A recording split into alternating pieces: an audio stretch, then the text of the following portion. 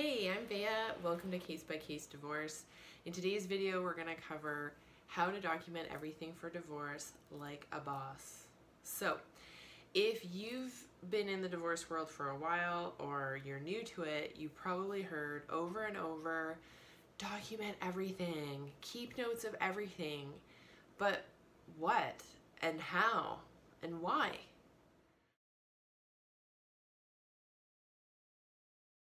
Okay, so we need to document everything for our divorces. What is this? Let's start at the what. We need to document pretty much everything and anything that might be useful in the future. So we want to document how the kids are, how the kids return from visits, any behavioral changes you see in them, like kids went to dad's for the weekends, they came home, they were wetting the bed, they were crying, they were having tantrums, meltdowns. You could document the state of their clothes. Clothes were too small, clothes were ripped, clothes were too big. You could document what kids say. So that would be, Jeremy reported mom did da da da da da. You also want to document any type of interactions that you have with any professionals. So this is lawyers, parenting coordinators, judges, doctors, teachers, coaches, anybody who's involved in your kid's life that has some place of authority. You're going to want to document the date, the time, the topics of discussion, and what were discussed. This is useful, especially if you're doing phone calls with your lawyer. You want to keep track of like each minute and then double check how much they've billed you for. And sometimes it's also helpful to send an email. You could say, in reference to our conversation on the phone on such and such date, I'm following up on this and this and this topic to make sure they're done, that type of thing.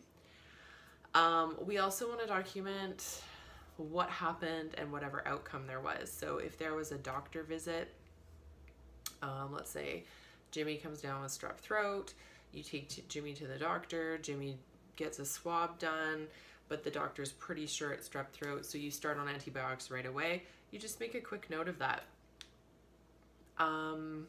Same thing with teachers. So if you have any interactions with the teachers, like Jimmy's having problems at school, or Jimmy's doing really well at school, or you request extra help with homework, or check in about any assignment, you want all that documented. So documentation, well, it serves a lot of purposes, but a lot of people, I think, get stuck in this mindset of just keeping track of everything bad that the ex does. And that's great. We definitely need to keep track of all that because it might need to be used in court later. But we also want to keep track of all the good things that we're doing, and maybe also some bad things that we do if we do them. Because as we go along in this divorce journey, it's not expected that we are perfect all the time. If you've made an error in parenting, like, I don't know, had a big meltdown and had a big fight and people saw it or something like this, what kind of repair did you do around it after? Did you go and seek help? Like, maybe you recognize, whoa, my anger is out of control. You go and talk to your doctor. You start seeing a therapist. Those are the types of things we want to document. If we make a mistake, we recognize it and we sought help after. Create a trail that shows that. And also, if you've done anything good, like if you reached out to the teacher and asked for extra homework, make a note of that. If you took part in the parent advisory committee at the school, take a note of that. If you registered the kids for some kind of extracurricular thing that they really enjoy, or you've arranged for some type of after school, like just anything good that you've done above and beyond, take note of that also. One of the topics that's super important when we think about documenting everything is communication between you and your ex. So if you're still talking to your ex and you're still talking on the phone, I'm going to go ahead right off the hop and encourage you to move as much communication toward written communication as possible. This is especially vital, and I didn't say important, I said vital. This is especially vital if you are managing a high conflict divorce. If you need to know more about high conflict divorces and to figure out if you're in one or not, I have another video for that. Check it out. If you're in a high conflict situation, you need to move all communication to a written platform now. Like now. And so that's just a simple email saying, "Dear so-and-so, moving forward, I will no longer be communicating to you verbally. Please send all future communications here."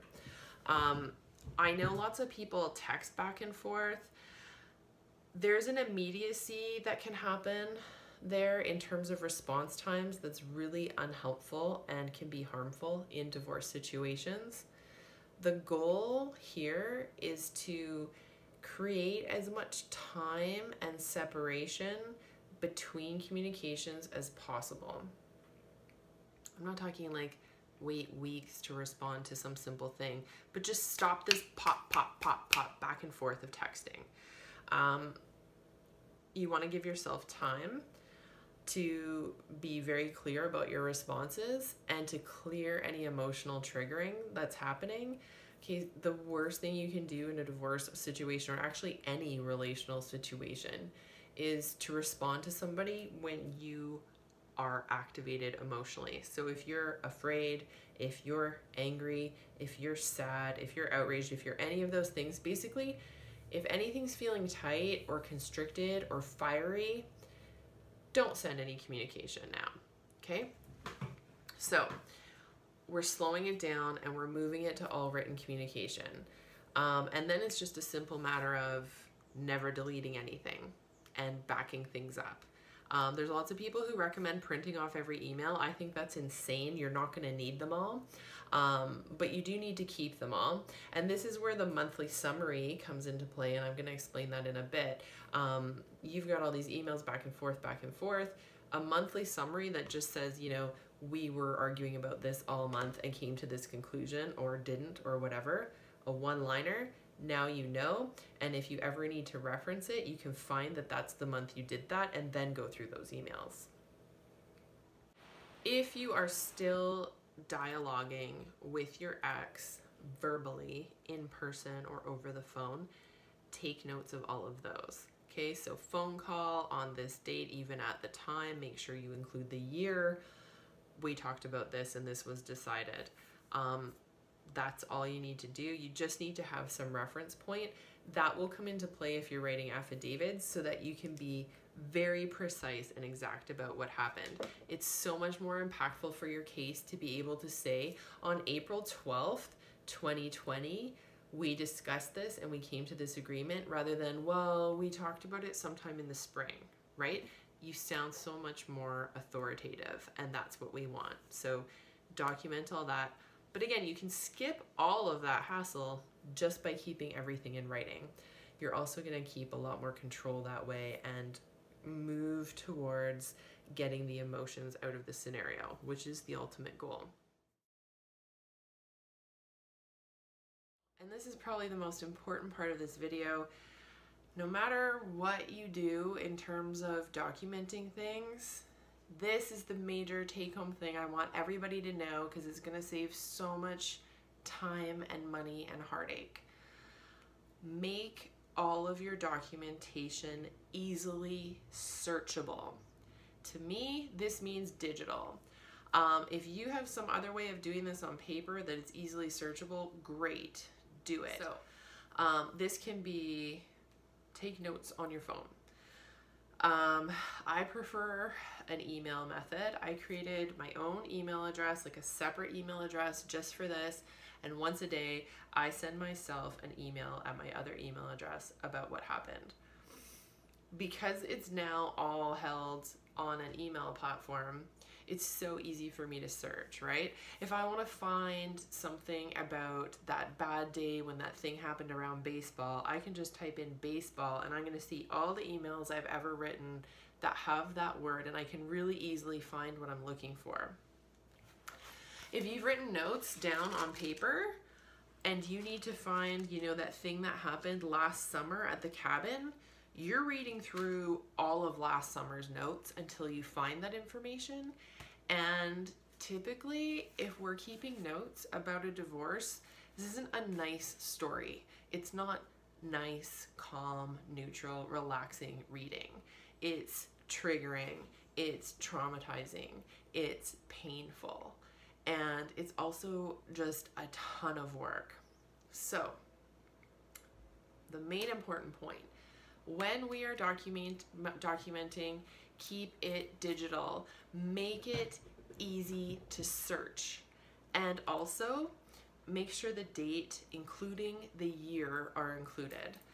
For the first many years of my divorce, I documented everything in a spiral notebook because that's what I was told, and I dutifully every day made entries with the day and month, and I didn't put the year.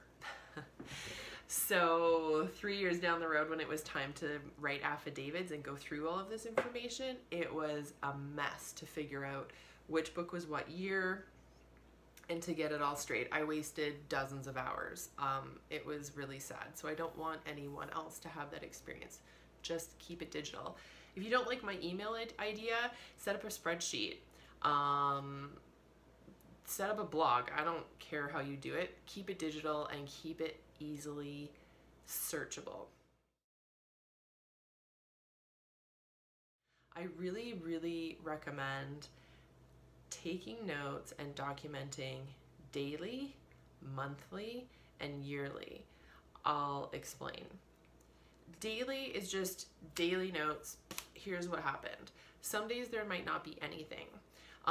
I've noticed that when kids are younger, there's a lot more to document. As kids get older, there's less to document. The monthly thing, what I like to do, and I found this very, very helpful, is at the end of the month, I just do a quick scan of my brain and maybe a quick scan of that email account I've set up, and just try to think, what were the highlights of this month? Like, were there really any awful, outstanding things that happened, or any really great, outstanding things that happened? And then I'll just write like a point form. It's a couple sentences, you know, April 2020, that baseball thing happened, there was the thing around the doctor, and we had this conversation with the lawyer. And then just, you can either keep those in a subfolder or even print them off. And then we do the same thing again for yearly. So then if you've done this every month, you can really quickly look through and say, here's what happened in the year. In the beginning, this totally seems like overkill, and it's gonna depend on your case. Like, this might be overkill. And it's not something I would recommend like right from the get-go unless you know things are gonna get really messy. But if time's going on and you've been in your divorce for more than a year, now you're into 2 years, maybe you're getting into 3 years, this is definitely the best way to keep your documents concise. It's so hard to remember what happened a few years ago. If you have monthly summaries for every month of every year, you can so quickly go back. This is gonna save you thousands of dollars and tons of time and heartache. Daily, monthly, and yearly summaries that are easily searchable and on a digital platform. And then the last thing I'll say about this is back it up. Make sure you're keeping a copy on a cloud somewhere, or copying them to a different email or something. You've got to have things password protected. You know, might have a hacker on your hands, you never know. And you got to make sure that it can't fall into the wrong people's hands. Why do we document, and what is it used for? So in the family law system, we use affidavits as opposed to verbal testimony most of the time. In criminal cases and what we see on TV, you know, you're standing up behind that thing on the judge, beside the judge, and you get to say what you want to say. In family law, it doesn't work that way, unless you're way at the very end of the journey doing a trial. But there's lots of steps that can happen before that that you don't get to make testimony for. So mostly what family law relies on is something called an affidavit. Affidavits are basically stories. It's a narrative, but it's set up in a systematic way so that it's easy to understand and get the information. So affidavits are laid out. Each paragraph is numbered so that it can be easily referenced. So, you know, I receive an affidavit from my ex. I can see in paragraph 3, I disagree with what he said. So in my responsive affidavit, I can say, in response to Mr. So-and-so's affidavit, point number 3, I disagree and here's what happened. And this is how we can keep both of the stories straight with numbered paragraphs. They're also broken down into categories. So some common categories you might find are like concerns around medical issues, or concerns around health and safety, or concerns around education. So most of this I'm referring to is like custody type stuff. If there's affidavits regarding financial stuff, it would be information like, you know, on such and such a date, I witnessed so-and-so paying so-and-so this much cash for this work done, something like this. The point with affidavits is you want to get your story across, right? This is your chance to say what's been happening. But it's important to understand that, first of all, judges probably aren't going to read this. And if they are, it's not like they're sitting back with hours and hours to really soak it in, right? You want to make things as short and concise and impactful as possible in your affidavit. You don't want to talk about feelings or, you know, wonder how things could have been. None of that. It's just facts. And if possible, you want to back your facts up with proof. So a great way to make an impactful statement in an affidavit would be, you know, I can look back through my emails and see on such and such date,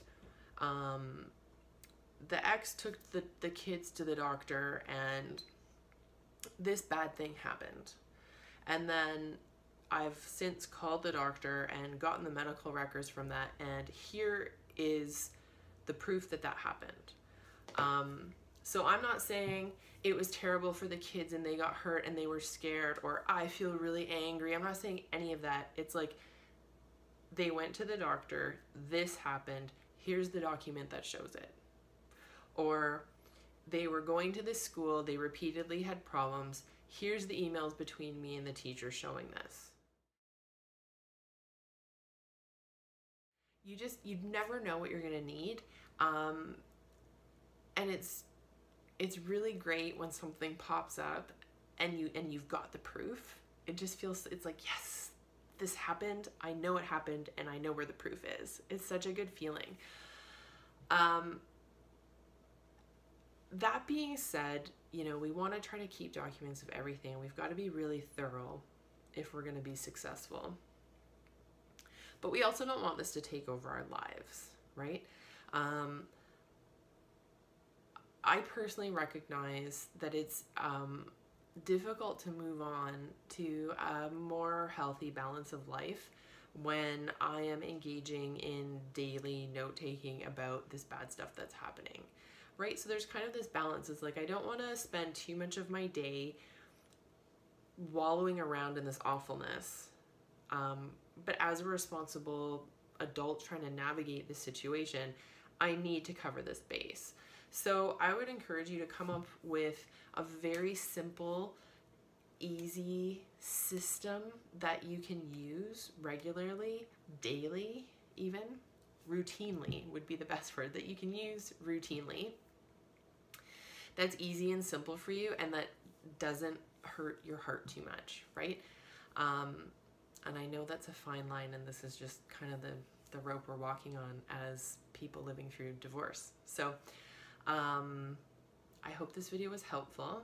If you like the content, please share it. People need to know this. This is why I'm making the channel. You can click subscribe, that'd be awesome. And let me know what topics you want me to cover. If you have any questions, or if you have any of your own systems for keeping documents, let me know, because maybe, you know, you've got great ideas too. I'm sure you do. So thanks so much for tuning in. This is Vea from Case by Case Divorce. I'll catch you next time.